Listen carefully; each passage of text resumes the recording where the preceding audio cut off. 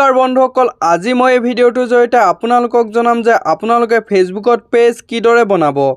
বন্ধুসকল, বৰ্তমান সময়ত ফেচবুক পেজৰ দ্বাৰা বহুতো পইচা ইনকম কৰিব পৰা যায়। বন্ধুসকল, আপোনালোকে যদি ফেচবুক পেজৰ দ্বাৰা পইচা ইনকম কৰিব বিচাৰে আৰু তাত আপোনালোকে কিদৰে ভিডিঅ' আপলোড কৰিব, এই ভিডিঅ'টোৰ মাধ্যমেৰে সবিশেষ জনাম। বন্ধুসকল, আপোনালোকে যদি ৰিলছ ভিডিঅ', ব্লগ, অন্য যিকোনো ভিডিঅ' বনায় সেই ভিডিঅ'সমূহ ফেচবুক পেজত আপলোড কৰি আপোনালোকেও পইচা ইনকাম কৰিব পাৰিব। বন্ধুসকল, আপোনালোকে যদি মোৰ এই চেনেলটোত নতুন হয় প্লিজ চেনেলটো ছাবস্ক্ৰাইব কৰি দিব। বন্ধুসকল, আহক তেনেহ'লে ভিডিঅ'টো আৰম্ভ কৰোঁ। প্ৰথমে আপুনি আপোনাৰ ফেচবুক এপ্লিকেশ্যনটো অন কৰি লওক।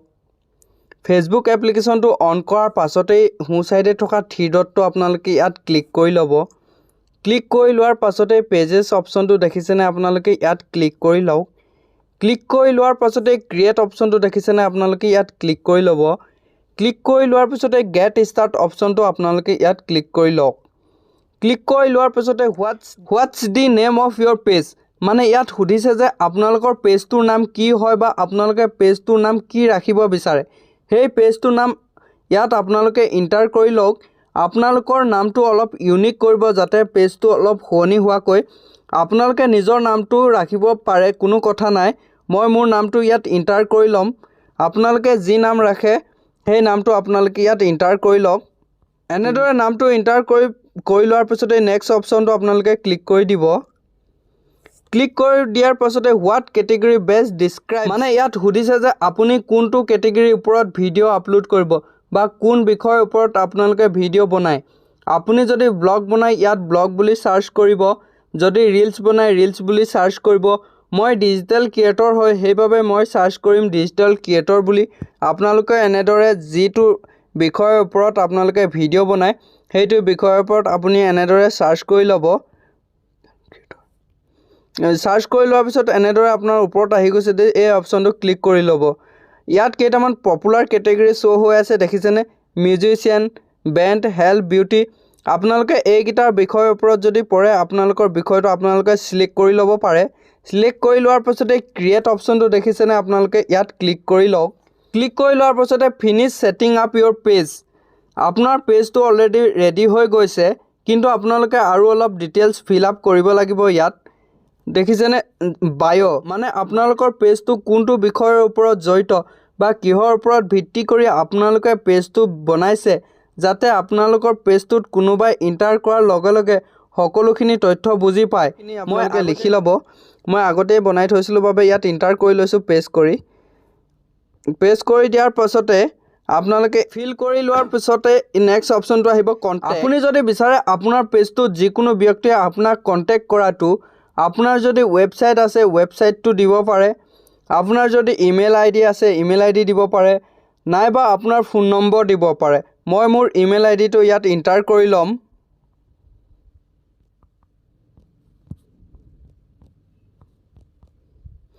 আপোনালোকৰ ইচ্ছামতে আপোনালোকে কণ্টেক্ট নাম্বাৰ দিয়ে যদি দিব পাৰে, ৱেবছাইট দিব পাৰে। মই এই ইমেইল আই ডিটো চিলেক্ট কৰি ল'লোঁ। চিলেক্ট কৰাৰ পিছত এতিয়া আহিলে লোকেশ্যন, এড্ৰেছ। আপোনাৰ এড্ৰেছটো ইয়াত ফিল কৰি ল'ব। আপোনাৰ এড্ৰেছটো আহিলে আপোনাৰ এড্ৰেছটো ইয়াত আপোনালোকে ফিল কৰি লওক। মই মোৰ এড্ৰেছটো লিখি লৈছোঁ।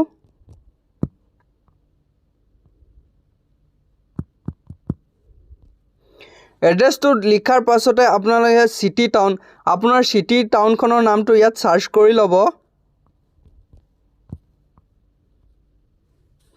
চাৰ্চ কৰাৰ পিছতে এনেদৰে জিপ কোড দেখিছেনে, এইটো এটা আপোনালোকৰ যিটো পিনক'ড হয় সেই পিনক'ডটো আপোনালোকে ইণ্টাৰ কৰি ল'ব। পিনক'ডটো ইণ্টাৰ কৰাৰ পাছত আৰু এটা অপশ্যন আছে দেখিছেনে, ন' আৱাৰ্ছ এভেইলেবল, অলৱেজ অ'পেন, মানে ইয়াত সোধা গৈছে যে আপোনালোকে কোনটো টাইমত এই পেজটোত এভেইলেবল থাকে। মই অলৱেজ অ'পেনটোৱে চিলেক্ট কৰি ল'ম। আপোনালোকে আপোনালোকৰ হিচাপ মতে চিলেক্ট কৰি ল'ব। তাৰ পাছতে এই নেক্সট অপশ্যনটোত আপোনালোকে ক্লিক কৰি দিয়ক।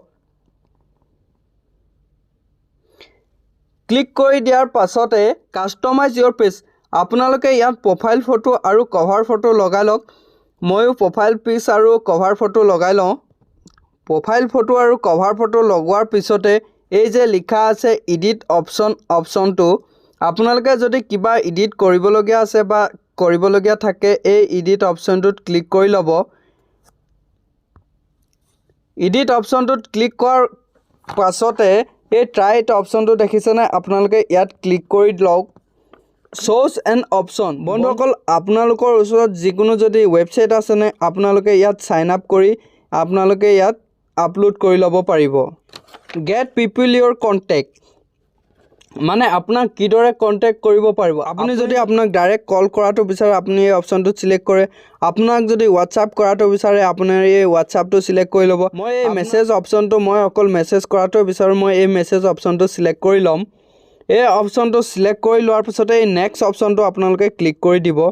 ক্লিক কৰাৰ পাছতে এই ছেভ অপশ্যনটো দেখিছেনে আপোনালোকে ইয়াত ক্লিক কৰি দিব।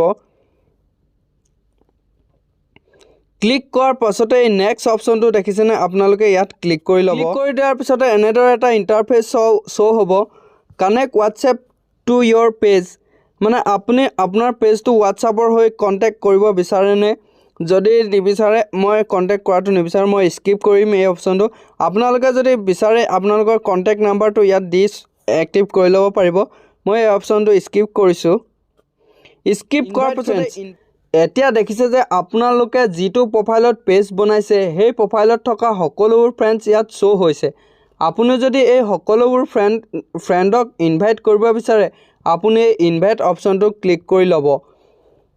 ইনভাইট অপশ্যনটো ক্লিক কৰাৰ পাছতে বন্ধুসকল আপোনালোকে ফ্ৰেণ্ডছবিলাকলৈ এটা ন'টিফিকেশ্যন যাব। সেই ন'টিফিকেশ্যনটো যদি চাই একচেপ্ট কৰে তেতিয়া আপোনালোকৰ পেজটোত ফলোৱাৰ্ছ হৈ যাব। অপশ্যনটো দেখিছেনে আপোনালোকে ইয়াত ক্লিক কৰি ল'ব পাৰে।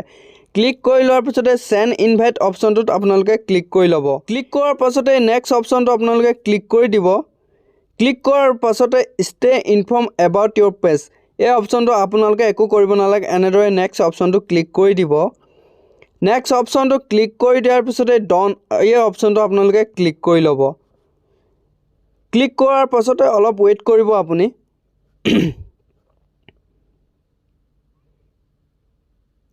Welcome to your new page দেখিছেনে আপোনাৰ এটা সম্পূৰ্ণ পেজ বনি আহিছে। ষ্টাৰ্ট ট'ৰ এই অপশ্যনটোত আপোনালোকে ক্লিক কৰি লওক। ক্লিক কৰি দিয়াৰ পাছতে নেক্সট এই অপশ্যনটো ক্লিক কৰি দিয়ক। ডন এই অপশ্যনটোত ক্লিক কৰি দিয়ক। এতিয়া দেখিছেনে আপোনাৰ এই পিংকু গগৈ অফিচিয়েল এইটো দেখিছেনে আপোনালোকৰ বৰ্তমান এতিয়া এটাও ফলোৱাৰ্ছ নাই।